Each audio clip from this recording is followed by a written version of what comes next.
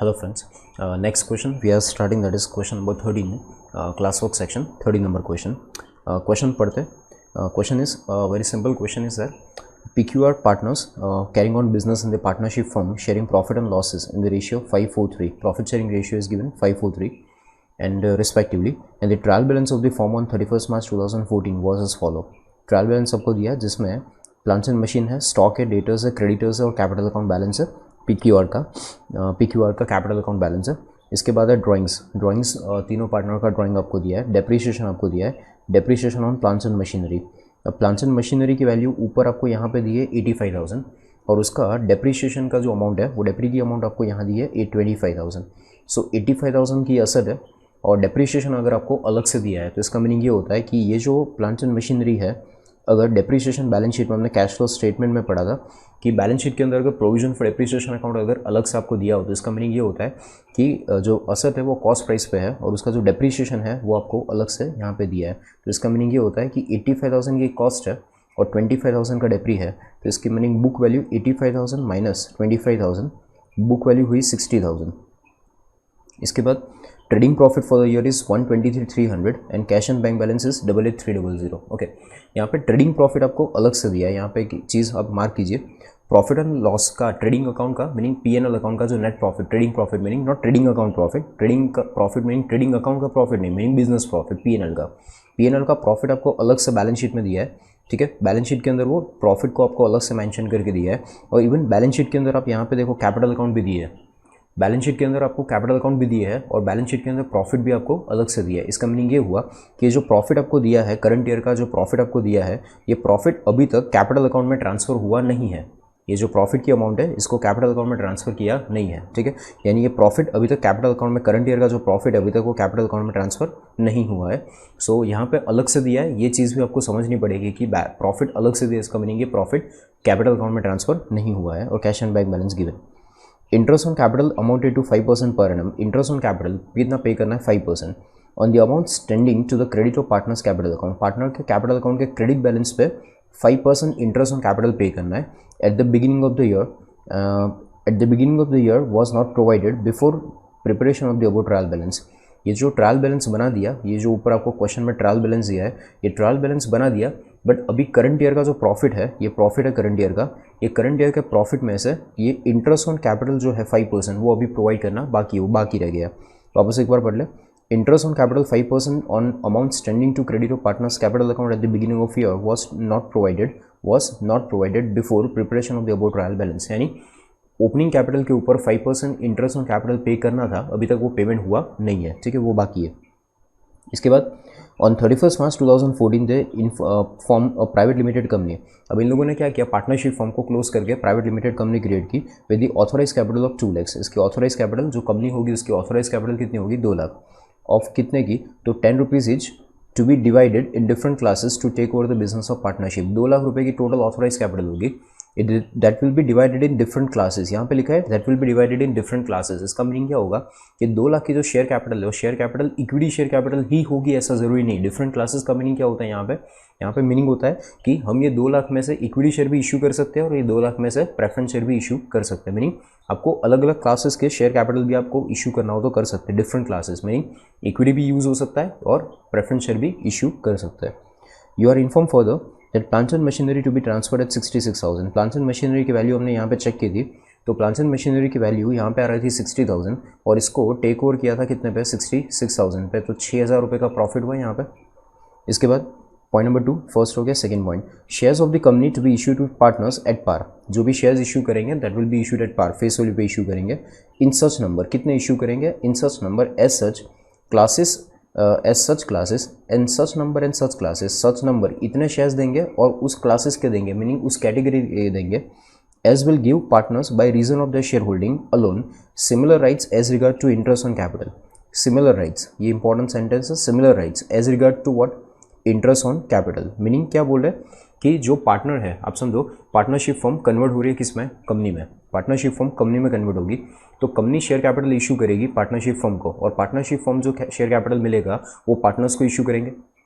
पहले company partnership firm को share capital issue करेगी और वो share capital company partnership firm किसको देगी? उनके पार्टनर्स को. तो हो क्या रहा है यहाँ पे, आपको ऐसा बोला है कि कंपनी शेयर कैसे इशू करेगी। उनकी ऑथोराइज कैपिटल आपको बोला है 2 लाख है।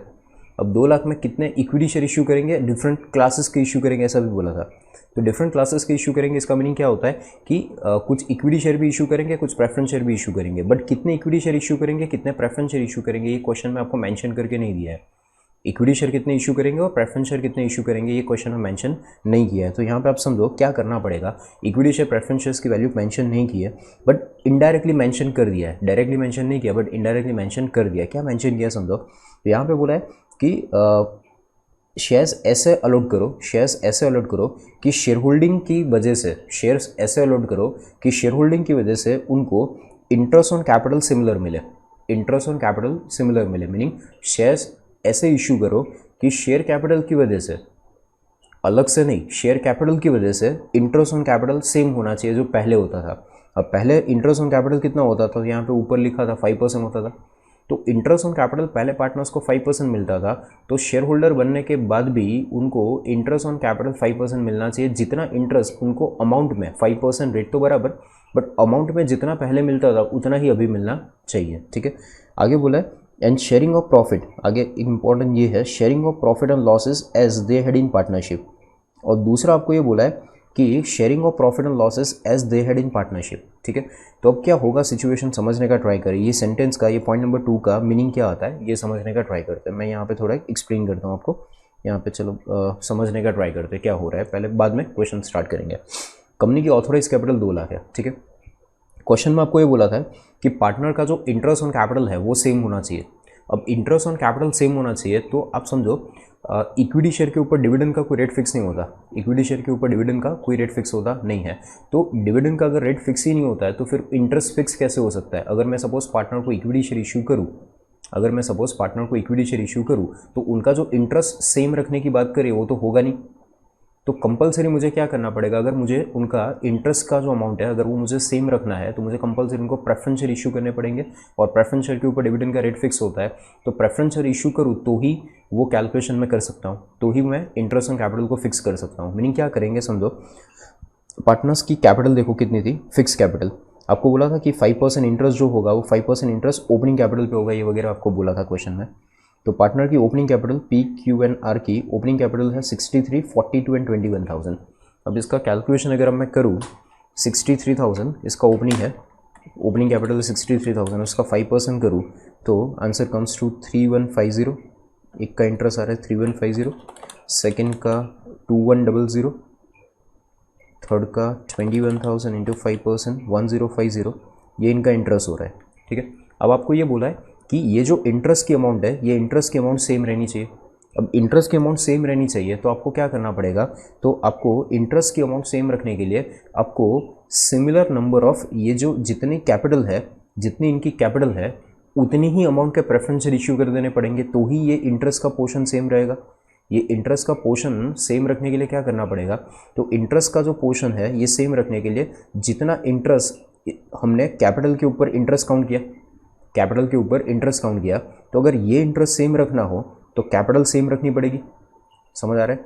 तो मुझे अगर ये इंटरेस्ट 3150, फर्स्ट पार्टनर का इंटरेस्ट था 3150 एट 5% रेट ऑफ इंटरेस्ट, जब मैंने कैलकुलेट किया तो मल्टीप्लाई किया था, अब मैं रिवर्स कैलकुलेट करूँ तो डिवाइड होगा, तो 3150 डिवाइड बाय 5% करो तो आंसर आएगा 63,000। 3150 इंटरेस्ट फिक्स होना चाहिए, इंटरेस्ट की अमाउंट है 3150, कौन से रेट पे, 5%। ठीक है, जो पहले होता था। तो अगर मेरे को 5% इंटरेस्ट देना है, अमाउंट 3150 देनी है, तो मेरे प्रेफरेंस शेयर कितने होने चाहिए, 63,000, जो पहले कैपिटल थी। ठीक है, समझ आ रहा है? यानी सेम वे सेकंड की कैपिटल कितनी होगी, तो सेकंड पार्टनर की कैपिटल 42,000 रखनी पड़ेगी, प्रेफरेंस शेयर कैपिटल कितनी रखनी पड़ेगी, 42,000, और थर्ड पार्टनर की कैपिटल भी सेम रखनी पड़ेगी, दैट इज 21,000। समझ आ रहा है? तो अगर ये कैपिटल सेम रखेंगे तो ही इंटरेस्ट ऑन कैपिटल 5% के हिसाब से सेम होगा। यानी क्या होगा कि यहाँ पे आप समझे सिचुएशन कि अगर फॉर एग्जांपल मैं टोटल कितने प्रेफरेंस शेयर, टोटल कितने शेयर्स देने वाला हूँ ये मुझे नहीं पता। फॉर एग्जांपल टोटल शेयर्स मैं 5 लाख के देने वाला हूँ, फॉर एग्जांपल मैं टोटल शेयर कैपिटल यानी परचेस कंसिडरेशन टोटल 5 लाख देने वाला हूँ। इसमें से 63,000, 42,000 एंड 21,000 टोटल करे तो ये तीनों का टोटल मैंने किया, ये तीनों का टोटल किया कैपिटल का, तो 1,26,000 के तीनों के मिला के total preference share capital issue करनी पड़ेगी। अब अगर मेरी टोटल परचेस कंसिडरेशन 5 लाख है और इसमें से मुझे 1,26,000 1,26,000 ये कैपिटल का टोटल किया। 1,26,000 अगर मैं प्रेफरेंस शेयर कैपिटल इशू करूँ तो मेरी टोटल परचेस कंसिडरेशन, ये मैंने अज्यूम किया है 5 लाख, ये 5 लाख की टोटल परचेस कंसिडरेशन है और इसमें से इतने प्रेफरेंस शेयर है, तो बाकी का जो पोर्शन होगा वो क्या होगा, इक्विटी शेयर का होगा। तो इक्विटी शेयर कितने इशू करेंगे ये मिल जाएगा, ठीक है। तो आपको ये बोला था कि such classes of shares to be issued, such classes of shares to be issued mean preference share भी इशू करो, इक्विटी शेयर भी इशू करो। तो इक्विटी शेयर कितने इशू करो ये बताया क्वेश्चन में नहीं है, इवन प्रेफरेंस शेयर भी कितने इशू करो ये बताया नहीं है, बट इनडायरेक्टली आपको ये बोला है कि प्रेफरेंस शेयर कितने इशू करो तो उनकी कैपिटल की जो अमाउंट है, उनकी कैपिटल की जो अमाउंट है वो सेम हो, सॉरी उनका इंटरेस्ट का जो अमाउंट है वो सेम हो, वैसे प्रेफरेंस शेयर इशू करो। तो जितनी उनकी पुरानी कैपिटल थी उतना ही अगर प्रेफरेंस शेयर इशू करो तो ही उनका इंटरेस्ट का अमाउंट सेम होगा। तो 1,26,000 उनकी कैपिटल थी, उतना प्रेफरेंस शेयर इशू करेंगे। टोटल जितनी परचेस कंसिडरेशन होगी इसमें से प्रेफरेंस शेयर इतने होंगे, तो बाकी जो बचेगा वो क्या होगा, इक्विटी शेयर कैपिटल होगा। समझ आया? तो ये कैलकुलेशन आपको करना पड़ेगा यहाँ पे कि इक्विटी शेयर कितने इशू करेंगे, प्रेफरेंस शेयर कितने इशू करेंगे। प्रेफरेंस शेयर की अमाउंट तो मिल गई 126 इशू करेंगे, बाकी का इक्विटी शेयर होगा। बट वो बाकी का इक्विटी शेयर ढूंढने के लिए आपको क्या ढूंढना पड़ेगा, परचेस कंसिडरेशन की अमाउंट, कि टोटल परचेस कंसिडरेशन कितना होगा और उसमें से फिर इक्विटी प्रेफरेंस शेयर माइनस करोगे तो इक्विटी शेयर मिलेगा, ठीक है। ये पॉइंट नंबर 2 इंपॉर्टेंट था। इसके बाद पॉइंट नंबर 3 में बोला है before transferring the business the partnership wish to withdraw the partner from the partnership from the profit to the extent that bank balance is reduce to ₹50,000। यानी क्या बोले कि पार्टनर्स क्या करेंगे, तो यहाँ पे जो बैंक बैलेंस की अमाउंट है, बैंक बैलेंस है 88,300 का कैश एंड बैंक बैलेंस है। इसमें से आपको ये बोल रहा है कि थोड़ा बहुत कैश वो लोग विड्रॉ करेंगे और 50,000 कैश रखेंगे टेक ओवर करने के लिए, कंपनी टेक ओवर करने के लिए। कंपनी जो taking assets and liabilities take over करेगी, तो assets and liabilities take over करने के लिए कैश बैलेंस कितना रखेंगे, 50,000 रखेंगे, ठीक है। और 88,300 का कैश बैलेंस था, इसमें से 50,000 रखेंगे, बाकी का विड्रॉ कर लेंगे। और लास्ट में पॉइंट नंबर 4 बोला है all the assets and liabilities except plants and machinery, except what, except plants and machinery and bank balance to be taken over at their value as per the books. Meaning plant machinery और cash balance के सिवाय बाकी सब कुछ book value पे take over करो। तो ये जो आपको पॉइंट नंबर 4 बोला है ये किसके लिए आपको दिया है, तो this is given to calculate purchase consideration, कि सारी एसेट्स और सारी लायबिलिटीज को टेक ओवर करो कौन से वैल्यू पे, पर सबको टेक ओवर करो बुक वैल्यू पे, खाली प्लांट्स एंड मशीनरी और कैश बैलेंस में चेंज आएगा, बाकी सब कुछ सेम वैल्यू पे टेक ओवर करेंगे, ठीक है। और लास्ट में आपको क्या पूछा है, तो आपको पूछा है P&L अकाउंट बनाओ, पार्टनर्स कैपिटल अकाउंट बनाओ। यहाँ पे फुल फ्लेज क्वेश्चन नहीं है, शॉर्ट सम जैसा क्वेश्चन है। Prepare P&L account. P&L account क्यों पूछा है, क्योंकि आपको याद हो तो बैलेंस शीट में प्रॉफिट आपको अलग से दिया था, यहाँ पे ये रहा प्रॉफिट की जो फिगर है 1,23,300, ये प्रॉफिट की अमाउंट आपको क्वेश्चन में अलग से दी थी, प्रॉफिट की फिगर आपको अलग से दी थी और उसमें से इंटरेस्ट ऑन कैपिटल प्रोवाइड करना बाकी था, प्रॉफिट डिस्ट्रीब्यूट करना बाकी था, इसलिए आपको P&L अकाउंट पूछा है। दूसरा कैपिटल अकाउंट्स पूछा है, capital account of all the partners. And तीसरा पूछा है statement showing number of shares of each class to be issued to company to each partners and details of right of those partners, ठीक है। Meaning कितने shares कौन सी category के issue करेंगे, प्रेफरेंस शेयर, इक्विटी शेयर कितने issue करेंगे ये बताओ, ठीक है। So this is your calculation. ये 3 चीज़ आपको पूछी, वो हम कैलकुलेट करना स्टार्ट करते हैं। Okay, so now first calculation start करते, दैट इज वर्किंग नोट से स्टार्ट करते। That working note will be calculation of purchase consideration. Calculation start करते for calculation of purchase consideration. पे लिख देते particulars and amount. All the assets and liabilities were taken over, ऐसा question मैं आपको बोला था। तो पहले असेट्स से स्टार्ट करते और 1-2 जगह पे चेंज था, प्लांट्स एंड मशीनरी की में चेंज था, कैश में चेंज था, बाकी सब कुछ बुक वैल्यू पे टेक ओवर करना था। तो सबसे पहले आता है प्लांट्स एंड मशीनरी। तो प्लांट्स एंड मशीनरी के लिए आपको बोला था 66,000 पे टेक ओवर करना है। तो यहाँ पे plants and machinery it will be 66,000, आपको एडजस्टमेंट में दिया है 66,000 फिगर आपको यहाँ पे एडजस्टमेंट में बोला है। आफ्टर दैट स्टॉक 64,200, स्टॉक की वैल्यू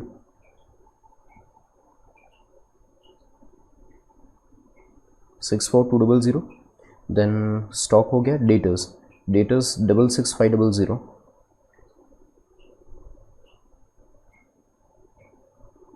डेटर्स 66,500 डेटर्स बैलेंस होगा। आफ्टर दैट क्रेडिटर्स माइनस करेंगे लायबिलिटीज़ में से। ओके, इसके सिवाय कोई और असेट हो तो चेक कर लो। तो क्रेडिटर्स है, फिर कैपिटल है, ड्राइंग्स है, डेब्री है, plants and machinery, cash and bank. Okay, cash and bank एक और असेट है। कैश एंड बैंक में आपको बोला था कि 50,000 का cash and bank take over करेंगे, और ऊपर का बाकी जो है वो पार्टनर्स विड्रॉ कर लेंगे। So cash and bank balance ये टेक ओवर होगा up to ₹50,000। Okay, purchase consideration में गुडविल भी आता है अगर क्वेश्चन में दिया हो तो गुडविल के लिए क्वेश्चन में आपको कहीं पे कोई एडजस्टमेंट बोला नहीं था कि गुडविल की अमाउंट पे करेंगे, ऐसा कहीं पे एडजस्टमेंट में कहीं पे नहीं था। फर्स्ट एडजस्टमेंट था प्लांट एंड मशीनरी, फिर ओके कहीं पे भी गुडविल के बारे में कुछ नहीं बोला था, ठीक है। सो गुडविल यहाँ पे नहीं आएगा, उसमें से क्रेडिटर्स लायबिलिटीज़ में एक ही है क्रेडिटर्स की अमाउंट है कितना, तो क्रेडिटर्स है 84,700। सो क्रेडिटर्स माइनस कर दे, असेट्स का टोटल कर देंगे और माइनस लायबिलिटीज़, क्रेडिटर्स 84,700 क्रेडिटर्स का बैलेंस होगा, ओके वो माइनस कर देंगे। एंड फिर असेट्स और लायबिलिटी का टोटल, असेट्स का total 66,000 plus 64,200 plus 66,500 plus 50,000, it comes to 246,700 246,700 and liabilities में 84,700। असेट्स और लायबिलिटीज़ का डिफरेंस निकाला है तो 246,700 minus 84,700 comes to 1,62,000। This 1,62,000 is nothing but your purchase consideration. ये क्या आएगा, परचेज कंसिडरेशन, ठीक है। असेट्स और लायबिलिटीज़ का difference, this is your purchase consideration. अब परचेज कंसिडरेशन की अमाउंट हमें मिल गई। अब इसमें हमें ये फाइंड करना है कि इसमें इक्विटी शेयर कितने इशू करेंगे और प्रेफरेंस शेयर कितने इशू करेंगे। तो उसके लिए यहाँ पे बाजू में एक और वर्किंग नोट बना देता हूँ, calculation of shares, calculation of shares to be issued, calculation of shares to be issued. So इसमें टोटल 162,000 का परचेस कंसिडरेशन था। ये 1,62,000 में आपको क्वेश्चन में ये बोला था कि प्रेफरेंस शेयर कितने इश्यू करो, तो उनका इंटरेस्ट ऑन कैपिटल पहले था उतना ही रहना चाहिए। प्रेफरेंस शेयर कितने इशू करेंगे और इक्विटी शेयर कितने इशू करेंगे, तो उसके लिए क्वेश्चन में आपको बोला था कि प्रेफरेंस शेयर कितने इशू करो, तो जितना उनका इंटरेस्ट ऑन कैपिटल पहले मिलता था उतना ही इंटरेस्ट ऑन कैपिटल मिले बाद में, उतने प्रेफरेंस शेयर इशू करो। तो इंटरेस्ट ऑन कैपिटल को अगर फिक्स रखना है तो जितनी कैपिटल पहले थी उतनी ही कैपिटल के प्रेफरेंस शेयर इशू करेंगे, तो ही मैंने आगे समझाया वो वैसा कि preference share interest on capital fix करने के लिए जितने ही कैपिटल पहले थी उतनी ही कैपिटल अगर बाद में होगी प्रेफरेंस शेयर के फॉर्म में, तो ही इंटरेस्ट ऑन कैपिटल फिक्स होगा, सेम होगा। तो प्रेफरेंस शेयर की वैल्यू कितनी लेंगे, जितनी उनकी पुरानी कैपिटल थी उतनी ही प्रेफरेंस शेयर इशू करेंगे, बराबर। 3 पार्टनर को उनकी अमाउंट थी प्रेफरेंस शेयर्स कैपिटल की अमाउंट 63, 42 एंड 21। PQR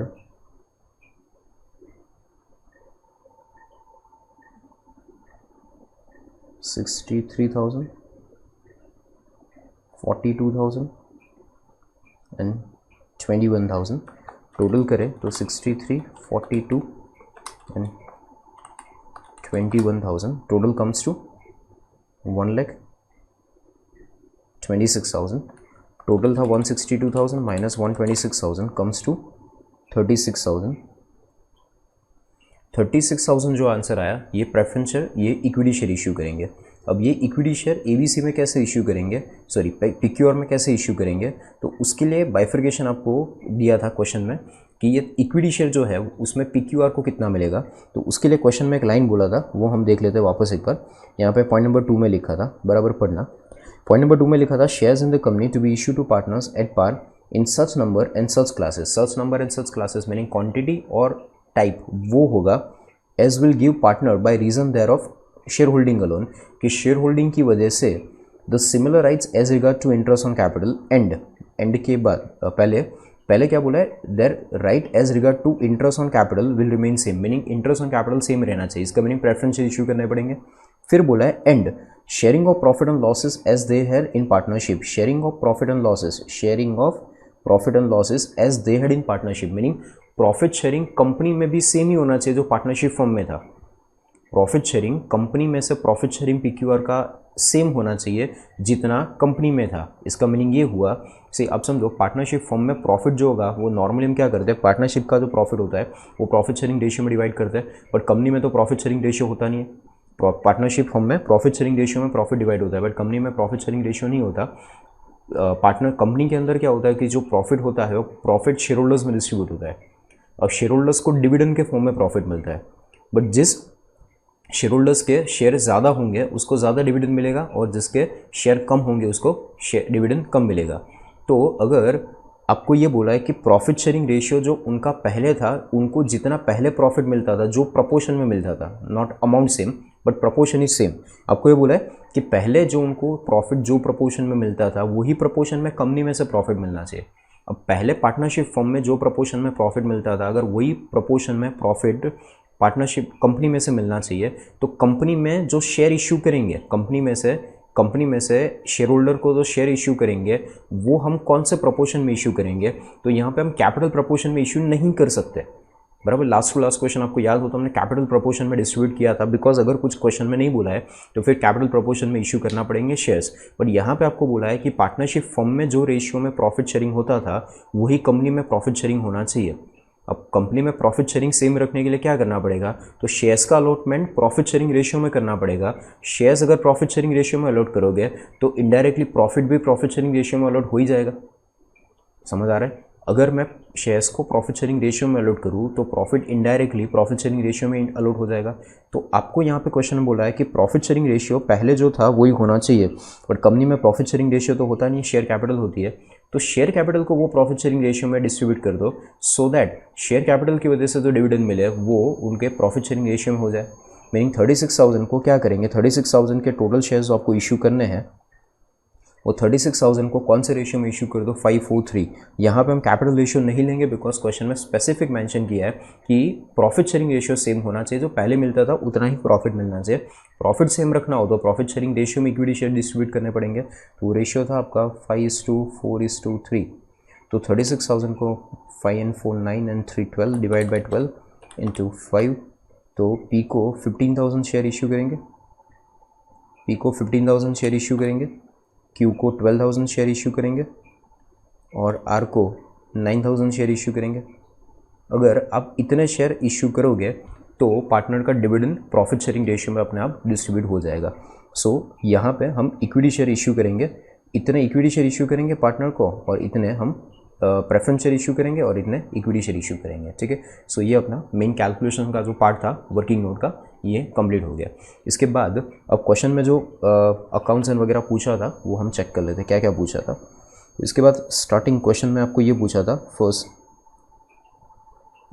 आपको ये पूछा है prepare P&L account for the year 31 March 2014। क्या पूछा है, प्रिपेयर P&L अकाउंट। तो P&L अकाउंट बना देते हैं। P&L अकाउंट में कुछ नहीं करना है, सिंपल सा P&L अकाउंट है। ऑलरेडी देखो प्रॉफिट एंड लॉस अकाउंट जो आपको पूछा है पहले वो बना देते हैं। फर्स्ट आंसर अपना P&L account, in fact P&L appropriation account बोल सकते हैं। क्वेश्चन में आपको जो प्रॉफिट दिया है बाय प्रॉफिट, जो प्रॉफिट डिस्ट्रीब्यूट करना बाकी है पार्टनर्स के बीच में, प्रॉफिट डिस्ट्रीब्यूट करना बाकी था, तो प्रॉफिट की फिगर हम चेक कर लेते कितना था। तो प्रॉफिट की फिगर थी 123,600 समथिंग, यस 123,300 प्रॉफिट था, 123,300। तो वहाँ से स्टार्ट करते हैं 123,300 प्रॉफिट। ओके, इसमें इंटरेस्ट ऑन कैपिटल प्रोवाइड करना बाकी था, इसीलिए प्रॉफिट डिस्ट्रीब्यूट करें। सो पहले इंटरेस्ट ऑन कैपिटल प्रोवाइड करना बाकी था, सो पहले इंटरेस्ट ऑन कैपिटल प्रोवाइड कर लेते हैं। वो आपको बोला था 5% प्रोवाइड करना बाकी है on opening capital balance, on opening capital balance of PQR। तो PQR को इंटरेस्ट ऑन कैपिटल हमने कैलकुलेट भी किया था क्वेश्चन में, एक बार वापस कैलकुलेट कर ले। 63,000 का 5%, पी की कैपिटल 63,000, उसका 5% दैट कम्स टू 3150। फिर क्यू की कैपिटल है 42,000, उसका 5% कम्स टू 2100। और आर की कैपिटल है 21,000, उसका 5% कम्स टू 1050।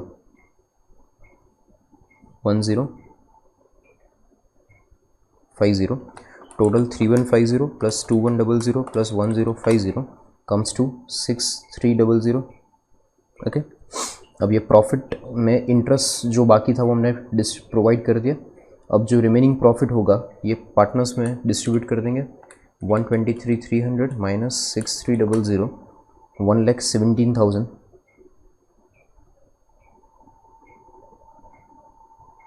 ये प्रॉफिट आएगा 1,17,000 that will be distributed to partners capital account,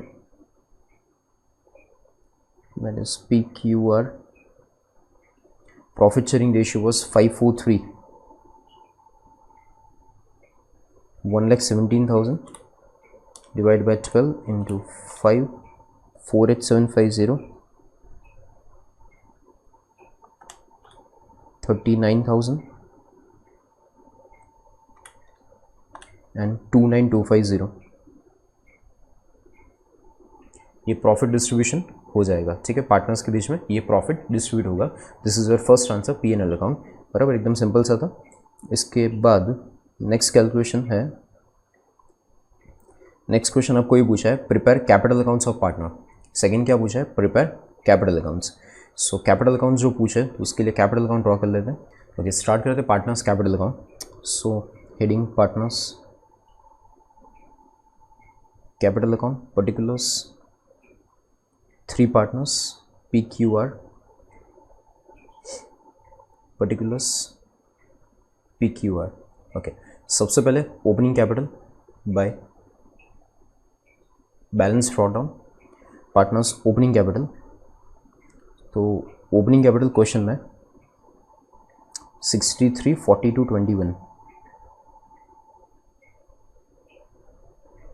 63,000, 42,000 and 21,000 opening capital. Okay, after that question में ड्राइंग्स की फिगर आपको दी है 20,000, 20,000, 15,000. सो ड्राइंग की फिगर पार्टनर्स में अकाउंट में डेबिट साइड आ जाएगा. ड्राइंग डेबिट साइड यहाँ पे 2, drawings 20,000, 20,000 and 15,000 will be amount of drawing. After that drawing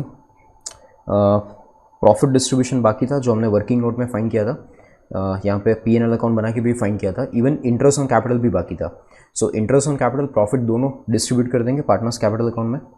so capital account में credit side by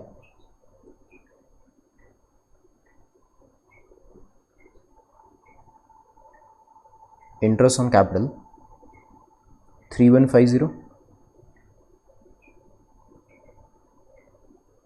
3150, 2100 and 1050 interest on capital. फिर प्रॉफिट डिस्ट्रीब्यूशन भी था. तो profit distribution by P&L account 48,750, 39,000 and 29,250 profit distribution हो गया. Interest on capital हो गया. इसके अलावा और क्या बाकी था चेक करो.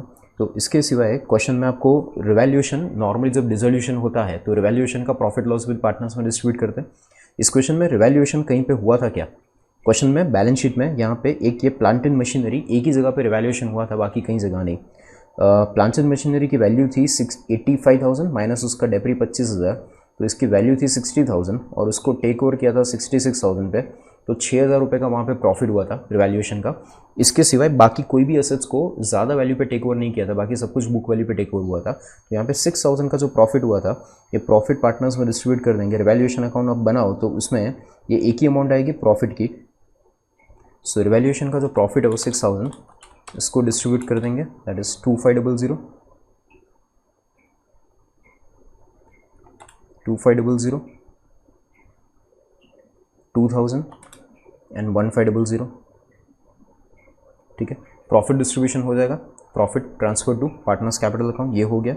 After that next adjustment is what, ये डिस्ट्रीब्यूशन हो गया. एंड बस इसके सिवाय पार्टनर्स को हम पेमेंट जब करेंगे, अब याद करो एंट्रीज ऑफ डिसोल्यूशन, इसके आगे वाला जो क्वेश्चन आपने किया था उसमें आप क्या क्या करते थे.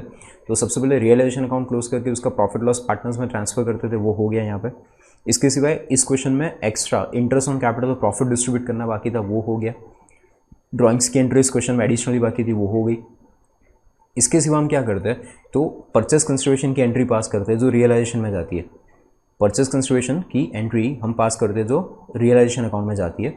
और परचेस कंसिडरेशन जो आता है पार्टनरशिप फर्म को जो मिलता है, कंपनी के पास से परचेस कंसिडरेशन के पैसे जो मिलते हैं शेयर्स के फॉर्म में या कैश के फॉर्म में, जैसे भी परचेस कंसिडरेशन जो कंपनी के पास से मिलता है पार्टनरशिप फर्म को, वो पार्टनरशिप फर्म परचेस कंसिडरेशन का डिस्ट्रीब्यूशन किसको कर देती है, कैपिटल अकाउंट को, पार्टनर को कर देते हैं। सो अल्टीमेटली परचेस कंसिडरेशन की अमाउंट जो आएगी पार्टनर्स को डिस्ट्रीब्यूट होगी, जो हमने वर्किंग करके रखा है ऑलरेडी कि 1,62,000 का परचेस कंसिडरेशन है, वो मिलेगा पार्टनरशिप फर्म को। And partnership firm preference share और इक्विटी शेयर के फॉर्म में PQR को इतने प्रेफरेंस शेयर और इक्विटी शेयर इशू कर देंगे। सो यहाँ पे नेक्स्ट एंट्री प्रेफरेंस शेयर और इक्विटी शेयर इनको इशू करने के लिए to preference share capital in purchasing company का नाम जो भी था उसका नाम लिख सकते हैं यहाँ पे। इन लोगों ने बिजनेस डिसॉल्व किया था, okay. And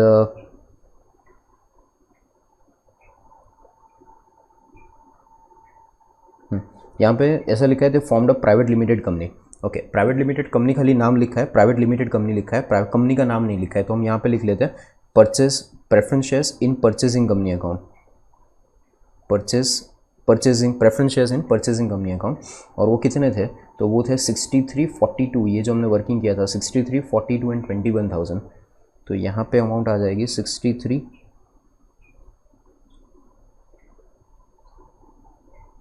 42 and 21,000। And similarly to equity share capital in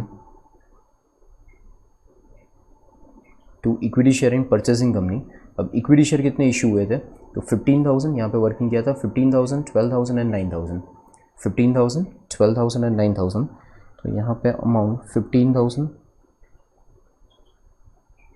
12,000 and 9,000 ये इक्विटी शेयर इशू करेंगे। एंड फाइनली इसके अलावा और कोई ट्रांजेक्शन नहीं है, ठीक है। सो इसके अलावा और कोई ट्रांजेक्शन नहीं है, तो बाकी का जो पार्टनर का बैलेंस होगा या तो वो लोग कैश में लाएंगे या तो ले जाएंगे फाइनली। सो पार्टनर का कैश का फाइनल बैलेंस फाइंड करें, 63,000 एक्स पी का कैलकुलेशन करें, 63,3150 plus 48,750 plus 2500 minus 20,000 minus 63,000 minus 15,000, answer comes to 19,400। ये 19,400 फाइनली इनको कैश में पेमेंट XP को कैश में पे करना पड़ेगा। इसके बाद 42,000, 2,100, 42,000, 2,100, 39,000 and 2,000 minus 20,000 minus 42,000 minus 12,000, 11,100 Q को पेमेंट होगा।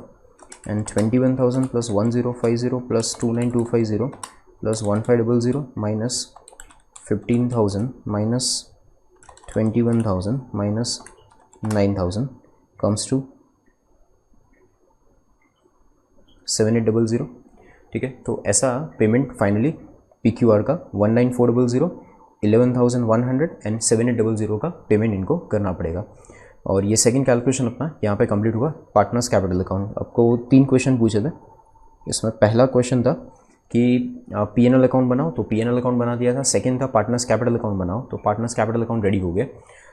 थर्ड क्वेश्चन आपको ये पूछा था कि पार्टनर्स को अब डिस्ट्रीब्यूशन जो करोगे, थर्ड क्वेश्चन में ये था जो ऑलरेडी हमने कैलकुलेट करके रखा है, a statement showing number of shares of each class to be issue to come by company to partners and right to this partners, यानी पार्टनर्स को कौन सी टाइप के कितने शेयर्स इशू करेंगे वो आपको बताना है।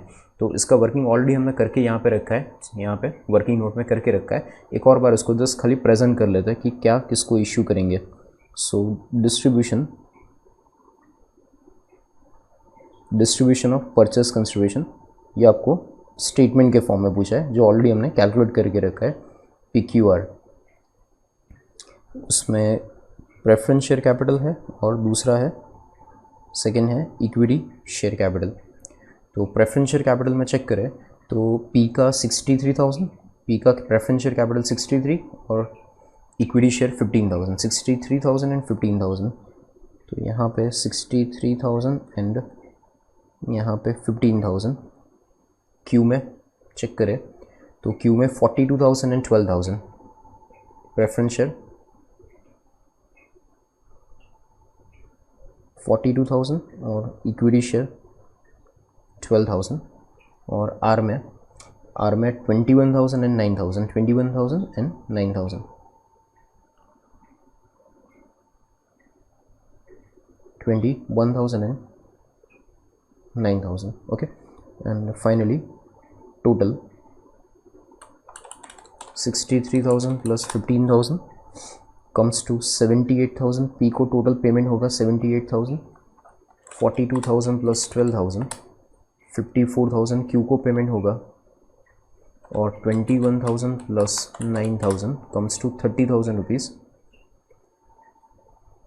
30,000 आर को पेमेंट होगा. ठीक है, so in this way distribution of purchase consideration होगा. This is your third question जो ऑलरेडी हमने वर्किंग नोट में फाइंड करके रखा था, इसको खाली आपको अलग से प्रेजेंट करना था. सो यहाँ पे ये अपना क्वेश्चन कंप्लीट होता है, 30 नंबर क्वेश्चन कंप्लीट होता है. Okay, next question we are starting, that is question number 14. Question 14 देखिए क्या कहता है. A and B carried on business as partner sharing profit and losses equally. दो पार्टनर्स है A and B, profit sharing ratio is given equally. The business was being carried on by two department, R and W department, called department R, department W. एक business है A and B, दो partners है. Business ए के दो partners है A and B. Business के अंदर दो डिपार्टमेंट है, बिजनेस के अंदर दो डिपार्टमेंट है, नया बिजनेस नहीं है, दो डिपार्टमेंट है बिजनेस के अंदर. दो पार्टनर है ए एंड बी, दो डिपार्टमेंट है R and W. The following is a balance sheet of 31 March 2014. इसमें क्रेडिटर्स है डिपार्टमेंट आर और डिपार्टमेंट क्यू के. क्रेडिटर्स का बैलेंस डिपार्टमेंट आर के, दो डिपार्टमेंट है तो डिपार्टमेंट आर के क्रेडिट, डिपार्टमेंट आर क्रेडिटर नहीं है, डिपार्टमेंट आर के क्रेडिटर्स है, डिपार्टमेंट डब्ल्यू के क्रेडिटर्स है. टोटल 396,000. फिर लोन है, पहला है क्रेडिटर्स, दूसरा है लोन, बराबर, तीसरा है ओवरड्राफ्ट. लोन का बैलेंस है 29,400, ओवरड्राफ्ट है कैपिटल अकाउंट्स के है बैलेंस है, बराबर. On the asset side there is land building fixtures depreciation debtors. Okay, debtors में भी दो है. डेटर्स में आर और डब्ल्यू, इसका मीनिंग क्या, आर के डेटर्स और डब्ल्यू के डेटर्स, आर डिपार्टमेंट के डेटर्स और डब्ल्यू डिपार्टमेंट के डेटर्स, बराबर. स्टॉक में भी आर का स्टॉक और डब्ल्यू का स्टॉक, और कैश एंड बैंक बैलेंस. ये बैलेंस शीट आपको दी है, समझ आया. इसके बाद आपको बोला है from 1/4/2014 it was decided that business should be taken over bye 2 limited companies. अब ये जो बिजनेस है, ये बिजनेस एक कंपनी टेक ओवर नहीं करेगी, दो कंपनी, पूरे बिजनेस को दो अलग अलग कंपनी टेक ओवर करेगी. बिजनेस एक है, पार्टनरशिप फॉर्म एक है, बट उसको टेक ओवर कितने कौन करेगा, दो कंपनी करेगी. ठीक है, two companies, A limited, A company limited to take over the R department and B limited company will take over W department. ठीक है, यहाँ पे समझने का ट्राई कीजिए क्या हुआ सिचुएशन. यहाँ पे एक्सप्लेन करता हूँ. बिजनेस जो पार्टनरशिप फॉर्म है, ये पार्टनरशिप फॉर्म तो एक ही है, समझो ये पार्टनरशिप फॉर्म है, ये लिखना नहीं है, समझना है. ये पार्टनरशिप फॉर्म है, ये पार्टनरशिप फॉर्म में दो डिपार्टमेंट है, R department and second is W department. Okay, अब आर डिपार्टमेंट जो है, ये और ये दो डिपार्टमेंट अलग अलग कंपनी टेक ओवर करेगी.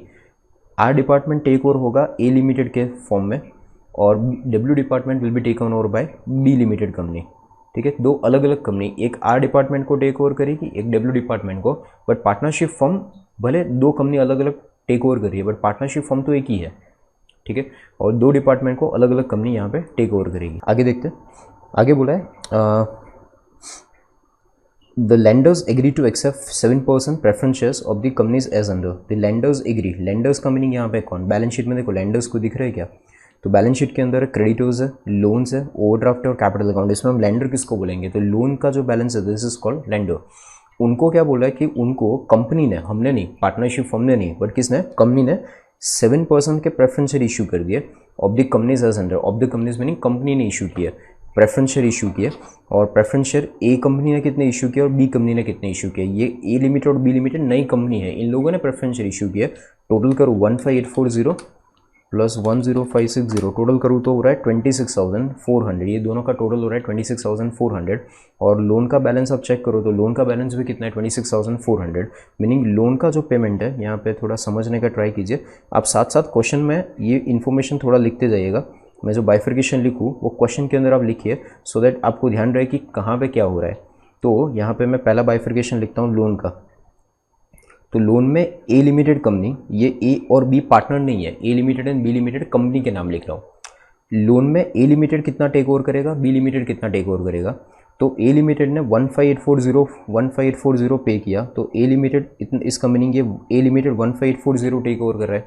और बी लिमिटेड ने पे किया 10560, इसका मीनिंग बी लिमिटेड पे करेगा 10560 का जो बैलेंस है ये बी लिमिटेड कंपनी पे करेगी, ये ए लिमिटेड पे करेगा, ये बी लिमिटेड कंपनी पे करेगी। ठीक है, टोटल कितना पेमेंट होना है, 26,400 का टोटल पेमेंट होगा, जिसमें ए लिमिटेड और बी लिमिटेड कंपनी जो है वो अलग अलग अमाउंट पे टेक ओवर करेगी। ठीक है, ये लोन का बाइफर्केशन होगा।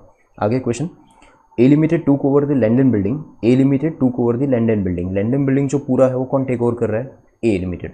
तो यहाँ पे ए लैंड बिल्डिंग के बाजू में लिख लेते हैं ए लिमिटेड कंपनी, पार्टनर ए नहीं, ए लिमिटेड कंपनी। ठीक है, ओके, बाजू में ये लिखने का पर्पस आपको बार बार क्वेश्चन ना पढ़ना पड़े कि ये असेट कौन ले गया था, लायबिलिटी कौन ले गया था, आपको बार बार क्वेश्चन में ना देखना पड़े, इसके लिए आपको लिख के रखने का। इसके बाद A limited took over the land and building, fixtures and land and building, fixtures and cash and liability of the bank. A limited ने क्या क्या टेक ओवर किया, तो ए लिमिटेड ने टेक ओवर किया था land and building, fixtures, cash and liability to the bank at the book value. ठीक है, सो फिक्चर्स भी टेक ओवर कौन करेगा, तो ए लिमिटेड। ठीक है, और कैश कौन टेक ओवर करेगा, तो अगेन कैश पूरा ए लिमिटेड टेक ओवर करेगा। और liability to the bank meaning overdraft कौन टेक ओवर करेगा, liability to the bank meaning overdraft कौन टेक ओवर करेगा, वो भी ए लिमिटेड। ठीक है, सो ऑलमोस्ट सारी जो असेट्स और लायबिलिटीज है टेक ओवर कौन कर रहा है, ए लिमिटेड। आगे सब कुछ बुक वैल्यू पे टेक ओवर करेंगे। फिर आगे बोला है stock in trade was taken over at the book values. Stock in trade check करें तो स्टॉक में दो स्टॉक है, आर का और डब्ल्यू का डिपार्टमेंट। ठीक है, तो वो बुक वैल्यू पे टेक ओवर करेंगे, मीनिंग आर डिपार्टमेंट को टेक ओवर कौन करेगा, ए, और डब्ल्यू को डिपार्टमेंट को टेक ओवर कौन करेगा, बी। मीनिंग ए लिमिटेड इतना स्टॉक टेक ओवर करेंगे 5,06,000 का, और बी लिमिटेड टेक ओवर करेगा 247,500 का स्टॉक टेक ओवर करेंगे। ठीक है, तो यहाँ पे स्टॉक में बाइफर्केशन होगा। इसके बाद आगे partners were to be paid goodwill for R, partners were to be paid goodwill for department R. Partners को गुडविल भी पे करना है, गुडविल कितना होगा, तो डिपार्टमेंट आर का गुडविल है 1,10,000 और डब्ल्यू का गुडविल है 88,000। गुडविल की अमाउंट भी आपको दी है 1,10,000 एंड 88,000। तो गुडविल की वैल्यू यहाँ पे बैलेंस शीट में तो नहीं दी है, बट गुडविल की वैल्यू आपको अलग से दी है। तो ए लिमिटेड आर को टेक ओवर कर रहा है, तो ये ए की गुडविल है, यहाँ पे भी लिखेंगे ए की गुडविल है, और ये बी की गुडविल है, बी लिमिटेड कंपनी की। इसके बाद बोला है whole of the purchase price was satisfied by allotment of fully paid of equity share as under, whole of the purchase consideration satisfied by allotment of fully paid equity share. यानी पूरा का पूरा जो परचेज कंसिडरेशन लास्ट क्वेश्चन में जैसे equity share preference share में था, वैसा यहाँ पे पूरा का पूरा परचेज कंसिडरेशन कैसे होगा, in terms of equity share only. अब आगे बोला है ए रिसीव, अब ए और बी, यहाँ पे ए और बी का मीनिंग क्या, तो यहाँ पे ए और बी का मीनिंग पार्टनर, यहाँ पे कंपनी नहीं है, यहाँ पे ए और बी का मीनिंग क्या, partner. A receive 5,20,500 in A limited and balance of B limited. आप समझो, जो पार्टनर ए है, ये पार्टनर ए है, पार्टनर ए को ए लिमिटेड के कितने शेयर्स मिले, तो 522,500, और बाकी के बी लिमिटेड के मिले, ऐसा बोला है, बाकी के बी लिमिटेड के मिले, बट बाकी के कितने वो हमें ढूंढना पड़ेगा। पार्टनर ए को, पार्टनर ए अब वो शेयर होल्डर बन जाएगा, पार्टनर ए शेयर होल्डर बनेगा कंपनी ए में और कंपनी बी में, दोनों में। पार्टनर ए, ऐसा नहीं कि पार्टनर ए कंपनी ए में ही शेयर होल्डर बनेगा, ऐसा नहीं है। Partner A will become share holder in company A plus company B, यानी पार्टनर ए को कंपनी ए के भी शेयर मिलेंगे और कंपनी बी के भी शेयर पार्टनर ए को मिलेंगे। ठीक है, तो अब यहाँ पे आपको ये बोला है कि ए, मिस्टर ए जो है पार्टनर, उसको ए लिमिटेड के शेयर कितने मिले, 522,500, और बी लिमिटेड के बैलेंस शेयर मिले, बैलेंस शेयर बी लिमिटेड के मिले। अभी बैलेंस कितने वो हमें ढूंढना है। Same way B receive shares of 350 to 240 in B limited and balance in A limited. Meaning क्या कि बी को, मिस्टर बी जो पार्टनर था, उसको बी लिमिटेड के शेयर इतने मिले और बाकी के ए लिमिटेड के मिले। ये बी जो पार्टनर है वो भी ए और बी दोनों में शेयर होल्डर होगा। पार्टनर बी जो पार्टनर है वो ए और बी दोनों में शेयर होल्डर होगा। उसमें बी में से उसको शेयर कितने मिलेंगे, तो 350 240, और ए में से कितने मिलेंगे, तो वो बैलेंस है। तो यहाँ पर आपको ये ढूंढना पड़ेगा कि बी को ए लिमिटेड कितने शेयर देगी, और ए पार्टनर को देने के लिए आपको ये ढूंढना है कि बी लिमिटेड कंपनी ए को कितने शेयर देगी। ठीक है, ये दो चीज़ हमें ढूंढना है, ये वर्किंग आपको कैलकुलेशन करना है। क्वेश्चन समझना इंपॉर्टेंट है यहाँ। इसके बाद the formation expenses payable by respective companies were as under. Formation expenses meaning realisation expense वगैरह, कंपनी फॉर्मेशन एक्सपेंस का अमाउंट आपको दे दिया 14,308,800। ये ए लिमिटेड का, ये बी लिमिटेड का formation expense, preliminary expense you can say, not dissolution expense. Bank overdraft was later settled at the book value by A limited. Bank overdraft का क्या किया था, तो बैंक ओवरड्राफ्ट की फिगर आप चेक करो कितना था, 196,900। 196,900 का ओवरड्राफ्ट था, it was later on settled at the book value, यानी 196,900 का पूरा पेमेंट कर दिया किसने, ए लिमिटेड कंपनी ने टेक ओवर करने के बाद। Out of the proceeds of loan of 2,20,000 raised on mortgage of land and building, इन लोगों ने क्या किया, तो इन लोगों ने ये ओवरड्राफ्ट टेक ओवर किसने किया था, ए लिमिटेड कंपनी ने। ए लिमिटेड कंपनी ने ओवरड्राफ्ट का पेमेंट कर दिया, ओवरड्राफ्ट को पे कर दिया, मीनिंग अब ओवरड्राफ्ट जो है वो परचेसिंग कंपनी ने पे कर दिया, बट वो परचेसिंग कंपनी ने ओवरड्राफ्ट पे करने के लिए क्या किया, तो ओवरड्राफ्ट पे करने के लिए एक और लोन लेके लोन पे की, ऐसा हुआ। 2,20,000 की लोन ली, यहाँ पे ओवरड्राफ्ट का रीपेमेंट करने के लिए क्या किया, तो ओवरड्राफ्ट का रीपेमेंट करने के लिए 2,20,000 की लोन ली, और ये 2,20,000 की लोन लेके ओवरड्राफ्ट को पे किया, मीनिंग ओवरड्राफ्ट के जगह अब नाम क्या आ जाएगा, लोन। ओवरड्राफ्ट की अमाउंट थी 196,900, अब ओवरड्राफ्ट की जगह क्या आ जाएगा, लोन, और उसकी अमाउंट कितनी होगी, 2,20,000। सो लोन पे करने के लिए लोन ली। Both the companies issue further equity shares under, both the company issued further equity share, meaning जो परचेस कंसिडरेशन में शेयर इशू किए थे उसके अलावा बाहर मार्केट में शेयर इशू किए, परचेस कंसिडरेशन के ऊपर अलावा मार्केट में और शेयर इशू किए। ए लिमिटेड ने इशू किया था 22,000 और बी लिमिटेड ने इशू किया था 33,000, और you are required to prepare balance sheet. Question आपको क्या पूछा है, prepare balance sheet of A limited, only A limited after taking into consideration the above transactions, यानी पूरा क्वेश्चन ध्यान रख के आपको ए लिमिटेड जो परचेसिंग कंपनी है वो परचेसिंग कंपनी की ओनली बैलेंस शीट बनानी है, परचेसिंग कंपनी का ओनली बैलेंस शीट बनाना है। और बैलेंस शीट बनाने के लिए आपको क्या फाइंड करना पड़ेगा, तो first thing you have to calculate purchase consideration, as usual question में नहीं दिया है, परचेस कंसिडरेशन ढूंढना पड़ेगा। परचेस कंसिडरेशन ढूंढने के बाद लास्ट क्वेश्चन में जो हमने कैलकुलेट किया था कि परचेस कंसिडरेशन का पेमेंट यहाँ पे तो पूरा का पूरा इक्विटी शेयर में ही होगा, पर प्रेफरेंस शेयर जैसा इस क्वेश्चन में नहीं है, तो परचेस कंसिडरेशन आप फाइंड करेंगे। परचेस कंसिडरेशन का पेमेंट पूरा का पूरा इक्विटी शेयर में होगा, बट वो इक्विटी शेयर का पेमेंट ए को कितना होगा, पार्टनर ए को कितना मिलेगा, पार्टनर बी को कितना मिलेगा, वो यहाँ पे बाइफर्केशन नहीं है, समझे। वापस एक बार, पहले क्या फाइंड करेंगे, जो परचेसिंग कंपनी है वो कितना परचेस कंसिडरेशन वेंडर कंपनी को देगी, वेंडर कंपनी को परचेस कंसिडरेशन पार्टनरशिप फर्म को परचेस कंसिडरेशन मिलेगा, बट वो परचेस कंसिडरेशन अल्टीमेटली किसको देना है, पार्टनर्स को देना है। तो पार्टनर ए को कितना परचेस कंसिडरेशन मिलेगा, बी को कितना मिलेगा, वो बोला नहीं है, आपको फाइंड करना है।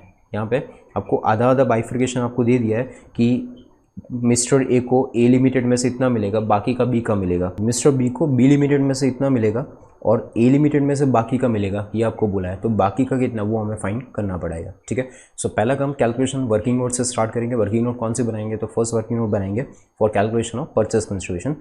हम दोनों कंपनी की परचेस कंसिडरेशन फाइंड कर लेंगे, क्योंकि कुछ असेट ऐसी है कि जो ए लिमिटेड ने टेक ओवर किया, कुछ बी लिमिटेड ने टेक ओवर किया, कुछ लायबिलिटी ए ने टेक ओवर की, कुछ बी ने टेक ओवर की, तो हमको दोनों कैलकुलेशन करना पड़ेगा। क्योंकि प्रॉब्लम यह आएगा कि बी लिमिटेड जो कंपनी है ना, वो बी लिमिटेड भी मिस्टर ए को शेयर्स देने वाली है, बी लिमिटेड कंपनी भी ए को शेयर देगी, बी लिमिटेड कंपनी बी को भी शेयर देगी, ए लिमिटेड कंपनी ए को भी शेयर देगी, ए लिमिटेड कंपनी बी को भी शेयर देगी। तो ए और बी को फाइनली कितने शेयर्स मिलेंगे उसका अगर बाइफर्केशन करना हो तो दोनों कंपनी का परचेस कंसिडरेशन ढूंढना पड़ेगा। सो फर्स्ट हम फाइंड करते हैं वर्किंग नोट का पार्ट जो हम हर क्वेश्चन में करते हैं, first calculation of purchase consideration. So first working note number 1 working note से स्टार्ट करेंगे। सो परचेस कंसिडरेशन कैलकुलेट करें तो उसमें सबसे पहले लिखेंगे असेट्स। तो असेट्स में एक एक करके देखते जाते हैं। तो असेट्स में सबसे पहले land and building. Land and building के बाजू में हमने लिखा था कि ए ने टेक ओवर किया है, तो उसकी अमाउंट है 410300, ए ने टेक ओवर किया था। तो यहाँ पे लैंड एंड बिल्डिंग नाम आएगा first asset, land and building amount 410300 land and building. Second fixtures 11,000, वो भी ए ने टेक ओवर किया था, fixtures 11,000।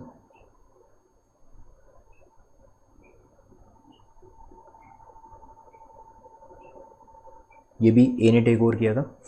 After that after fixtures debtors में ए और बी डिपार्टमेंट के सेपरेटली आपको दे दिए। तो ए में है 140800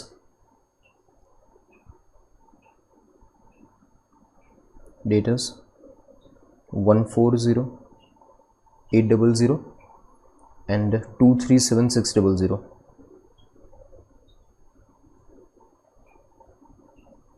डेटर्स की वैल्यू 140800 237600। स्टॉक ए और बी का ऑलरेडी बाइफर्केटेड है, 5,06,000 एंड 247500। स्टॉक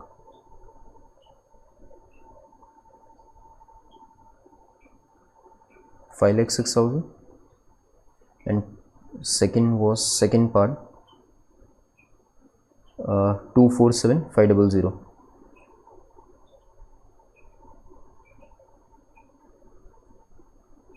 स्टॉक की वैल्यू 5,06,000 247,500 स्टॉक हो गया। उसके बाद cash balance 1100, cash balance is given 1100। सो यहाँ पे कैश बैलेंस 1100। और असेट्स के सिवाय क्वेश्चन में आपको गुडविल की वैल्यू दी थी जो कंपनी पे करेगी, तो वो एडजस्टमेंट में आपको बोला है कि गुडविल की अमाउंट कितनी होगी। तो गुडविल की फिगर यहाँ पे चेक करें तो गुडविल है, ओके, गुडविल की अमाउंट क्वेश्चन में आपको यहाँ दी थी 1,10,000 88,000 नीचे दिया था गुडविल की फिगर 1,10,000 88,000।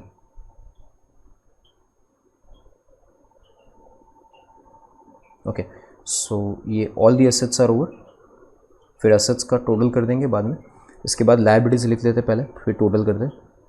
सो लायबिलिटीज़ में फर्स्ट वन तो क्रेडिटर्स 338,800 डिपार्टमेंट ए और बी के अलग ही है। 338,800 डिपार्टमेंट ए का क्रेडिटर्स,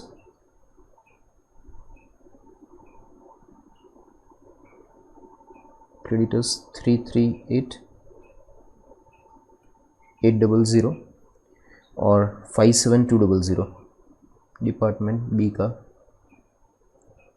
57,200। नेक्स्ट वन लोन का बैलेंस। अब लोन में लोन का जो बैलेंस था उसमें लोन के सामने प्रेफरेंशियल इशू किए थे ए और बी ने अलग अलग। तो हमने आगे समझा था कि ए ने कितने इशू किए थे, बी ने कितने इशू किए थे, उसका बाइफर्केशन हमने देखा था।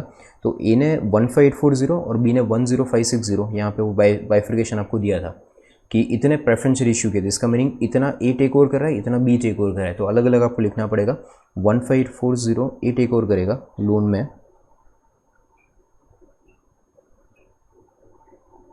15,840 ए टेक ओवर करेगा। और second one 10,560 will be taken over by B. 10,560 will be taken over by B loan में। After loans there is overdraft. Overdraft पूरा ए ने टेक ओवर किया था 196,900। तो यहाँ पे ओवरड्राफ्ट की अमाउंट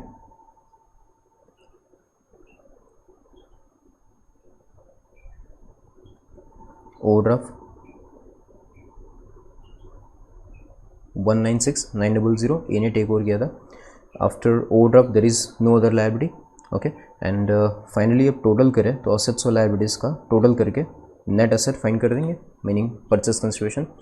असेट्स में 4,103,000 plus 11,000 plus 1,408,000 plus 5,06,000 plus 1,100 plus 1,10,000 comes to 11,79,200 और लायबिलिटीज़ में 338,800 plus 15,840 plus 196,900 comes to 551,540 551,540 minus 11,79,200 comes to 927,660 difference 927,660। This is purchase consideration of A limited.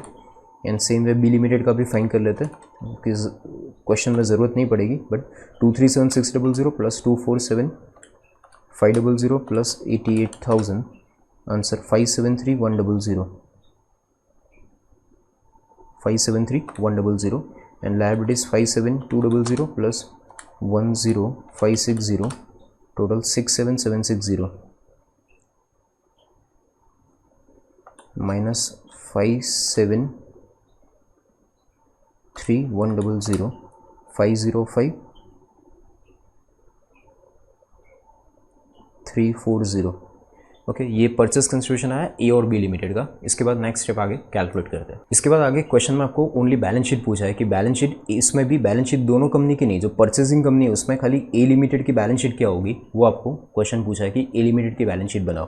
तो ए लिमिटेड की बैलेंस शीट बना दे, बट ये A limited और B limited, ये जो purchase consideration आया आप समझो, ये परचेस कंसिडरेशन में ए लिमिटेड कंपनी है, A limited is a purchasing company, उसमें पार्टनर ए और बी दोनों शेयर होल्डर होंगे।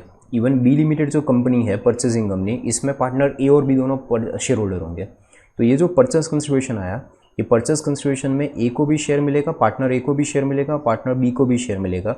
सेम वे ये परचेस कंसिडरेशन जो बी लिमिटेड की कंपनी की है उसमें भी ए को भी शेयर मिलेगा और बी को भी शेयर मिलेगा। अब इसमें ए का कितना और बी का कितना, यहाँ पे ए का और बी का कितना, ये बाइफिकेशन पूरा आपको दिया नहीं है।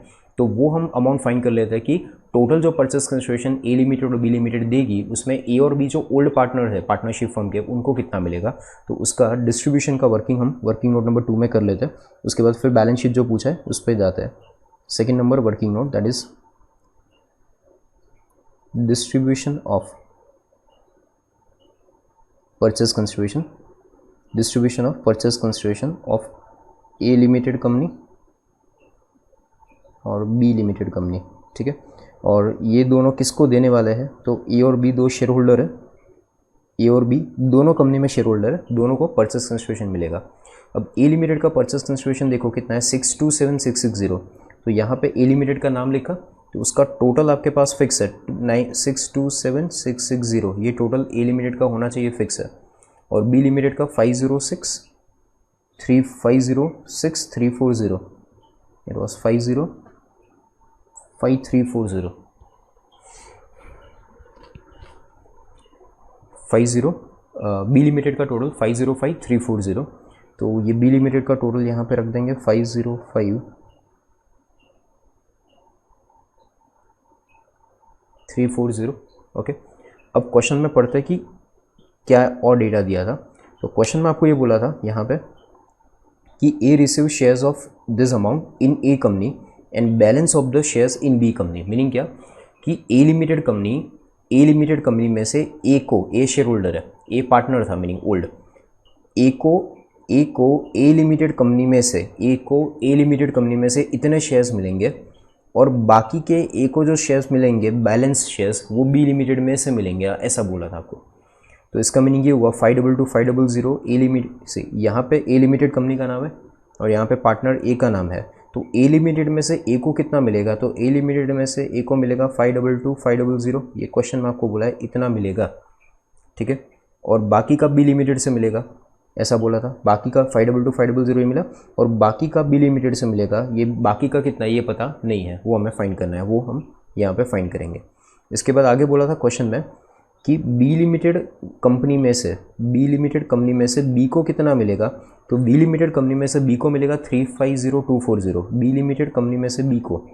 तो यहाँ पे हमने दोनों का नाम लिख के रखा है, बी लिमिटेड कंपनी, इसमें से बी को, बी लिमिटेड में से बी को कितना बोला था 350,240, ये बी लिमिटेड में से बी को मिलेगा और बाकी का ए में से मिलेगा। अब कैलकुलेट करें तो ए लिमिटेड का टोटल है 627,660, उसमें से ए का माइनस करो 522,500, तो बी का आंसर आया 105,160 एंड 5 बी में है सेम वे 505,340 माइनस 350,240, तो आंसर आ रहा है 155,100। ये फाइनली ए और बी को इतना परचेस कंसिडरेशन पे होगा। सो ए लिमिटेड का टोटल परचेस कंसिडरेशन इतना है, उसमें ए को इतना मिलेगा और बी को इतना मिलेगा। बी लिमिटेड का परचेस कंसिडरेशन ये है, इसमें ए को इतना मिलेगा, बी को ये मिलेगा, ठीक है। ये हमारा बाइफिकेशन वर्किंग नोट नंबर 2 हो गया। इसके बाद परचेस कंसिडरेशन हो गया, वर्किंग नोट डिस्ट्रीब्यूशन का हो गया। अब क्वेश्चन में आपको जो फाइनली पूछा था कि बैलेंस शीट बनाओ, तो वो बैलेंस शीट फॉर्मेट ड्रॉ करके फिर बैलेंस शीट बनाते हैं। ओके, तो नाउ स्टार्ट करते हैं बैलेंस शीट। तो बैलेंस शीट में सबसे पहले आएगा first point starting, that is equity and liabilities heading. First heading equity and liabilities, okay. Equity and liabilities heading, इसमें सबसे पहले आएगा share holder funds,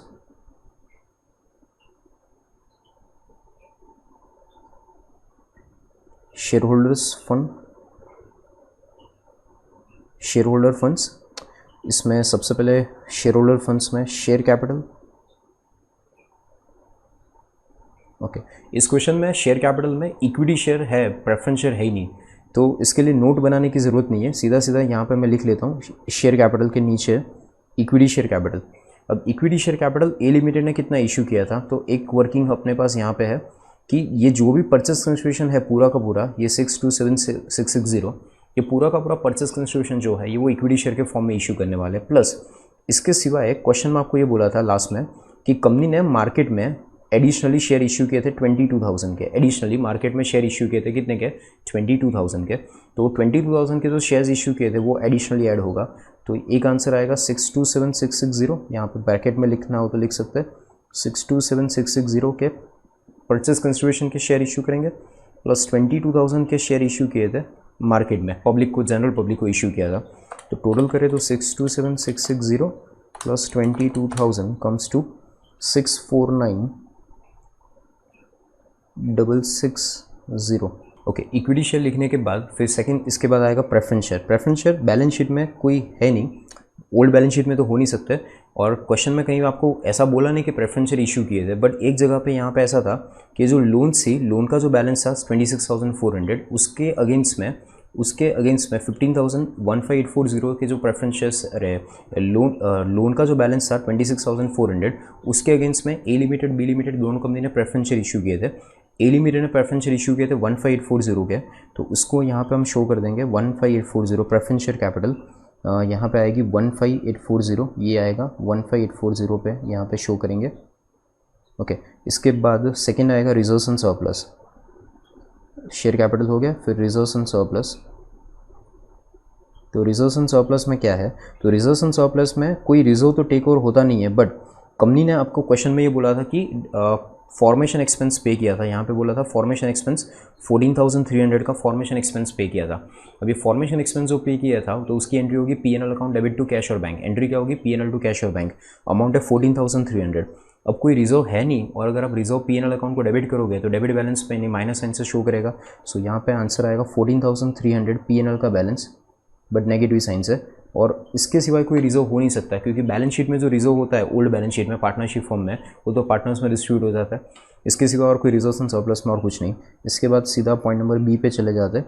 point number B आएगा non current liabilities. Non current liabilities, अब non current liabilities में आप देखो तो टेक ओवर क्या किया था, तो लायबिलिटीज़ में क्रेडिटर्स है, लोन है, ओवरड्राफ्ट है, तीन ही है, क्रेडिटर्स, लोन, ओवरड्राफ्ट। इसमें से लोन जो है ये लोन नॉन करंट लायबिलिटीज़ का पार्ट था बट अब नहीं है, क्योंकि लोन को हमने प्रेफरेंस शेयर के फॉर्म में रीपेमेंट कर दिया।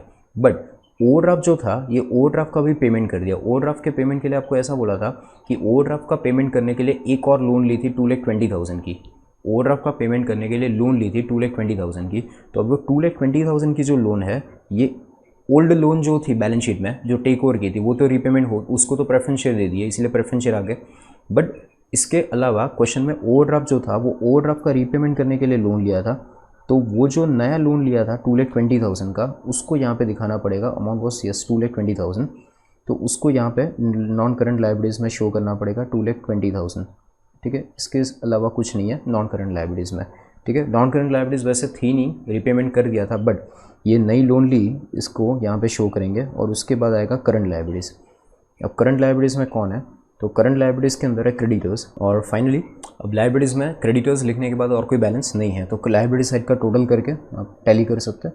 लायबिलिटी साइड टोटल करें तो 649,660 प्लस 15,840 माइनस 14,300, डेबिट बैलेंस सब माइनस किया, plus 2,20,000 plus 3,38,800, total comes to 12,10,000। Total comes to 12,10,000, ये लायबिलिटीज़ का टोटल हुआ। अब आगे कैलकुलेशन असेट्स का साइड स्टार्ट करें तो सबसे पहले आएगा non current assets. Non current assets, तो नॉन करंट असेट्स में भी सबसे पहले fix assets, non current assets में फिक्स असेट्स, उसमें भी first tangible and then intangible. तो टेंजिबल असेट्स में कितना था वो चेक कर ले। तो टेंजिबल असेट्स में लैंड बिल्डिंग है 410, लैंड एंड बिल्डिंग पूरा ए लिमिटेड टेक ओवर किया था 410,300। तो यहाँ पे बाजू में लिखते जाते हैं, इसका नोट आपको बनाना तो नोट बना के आप कर सकते हैं, मैं यहाँ पे बाजू में लिख देता हूँ। First one was taken over land and building 410,300। इसके बाद फिक्चर्स था टेक ओवर, वो भी ए लिमिटेड ने किया था फिक्चर्स बैलेंस वॉज 11,000, ये भी पूरा ए लिमिटेड ने टेक ओवर किया था. So A limited fixtures 11,000. After that debtors 140,800. Okay, वो तो फिक्स असेट में अभी नहीं आएगा. फिक्चर्स लैंड एंड बिल्डिंग हो गया. और फिक्स असेट्स में टेंजिबल में और कुछ नहीं, डेटर्स है, उसके बाद स्टॉक है, कैश एंड बैंक बैलेंस है, और गुडविल आएगा बट इंटेंजिबल असेट्स में. तो टेंजिबल असेट्स में ये दो ही है, 410,300 प्लस 11,000, टोटल 421,300 आउटर कॉलम में. Second, intangible assets.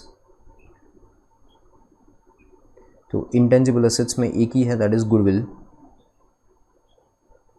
Intangible assets में एक ही है, गुडविल. और गुडविल का पेमेंट हमें क्वेश्चन में ऊपर दे दिया था कि गुडविल कितना होगा. तो गुडविल की अमाउंट थी 1,10,000, वो यहाँ पे शो कर देंगे. Goodwill 1,10,000 goodwill. ये नॉन करंट असेट्स होगी. नॉन करंट असेट्स में फिक्स असेट्स हो गया. इसके बाद इन्वेस्टमेंट्स एंड वगैरह कुछ भी नहीं है क्वेश्चन में. फिर सीधा करंट असेट्स. तो करंट असेट्स में सबसे पहले डेटर्स और यू कैन से ट्रेड रिसीवेबल्स. ट्रेड रिसीवेबल लिख सकते हैं आप. डेटर्स में 140,800 अमाउंट इज 140,800.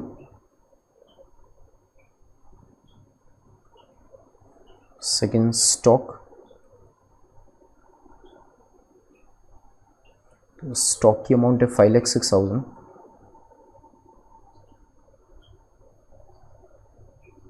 स्टॉक की अमाउंट है 5,06,000. एंड देन आफ्टर स्टॉक हो गया, डेटर्स हो गया, कैश एंड बैंक बैलेंस. तो कैश एंड बैंक बैलेंस उसमें कैलकुलेशन आपको शो करना पड़ेगा. कैश एंड बैंक बैलेंस में 1100 का बैलेंस था. अब 1100 के बैलेंस में क्या क्या चेंज आया था वो देखते जाते. बहुत सारे एडजस्टमेंट्स हुए थे कैश एंड बैंक बैलेंस में. तो कैश एंड बैंक बैलेंस में सबसे पहले मार्केट में इक्विटी शेयर इशू किए थे. कितने के? 22,000 की इक्विटी शेयर इशू किए थे. तो उससे कैश इनफ्लो होगा. तो 1100 प्लस 22,000 कैश इनफ्लो होगा. इसके अलावा कैश इनफ्लो कहाँ से हुआ था? तो 2,20,000 की लोन ली थी. ये 2,20,000 की लोन ली थी, तो वहाँ से कैश इनफ्लो होगा. सो 2,20,000 एक और कैश इनफ्लो होगा. फिर इसमें से ओवरड्राफ्ट का पेमेंट किया था. तो ओवरड्राफ्ट की अमाउंट है क्वेश्चन में 196,900, उसको हमने पे किया था. तो माइनस 196,900 ओवरड्राफ्ट का पेमेंट किया था. और एक और पेमेंट किया था फॉर्मेशन एक्सपेंस का. फॉर्मेशन एक्सपेंस की अमाउंट है 14,300, वो पे किया था. तो फॉर्मेशन एक्सपेंस और माइनस करें 14,300 फॉर्मेशन एक्सपेंस की वैल्यू. ठीक है, इतने एडजस्टमेंट्स है क्वेश्चन के अंदर. ठीक है, और ये फॉर्मेशन एक्सपेंस हो गया. एंड इतने एडजस्टमेंट्स के बाद जो फाइनली आंसर आएगा वो कैश बैलेंस आउटर कॉलम में शो करेंगे. 1100 plus 22,000 plus 2,20,000 minus 196,900 minus 14,300 comes to 31,900. 31,900.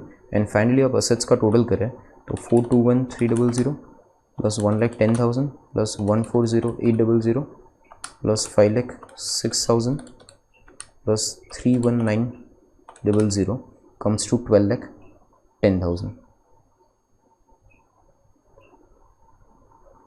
ठीक है, balance sheet total 12,10,000. Assets and liabilities match हो जाएगा.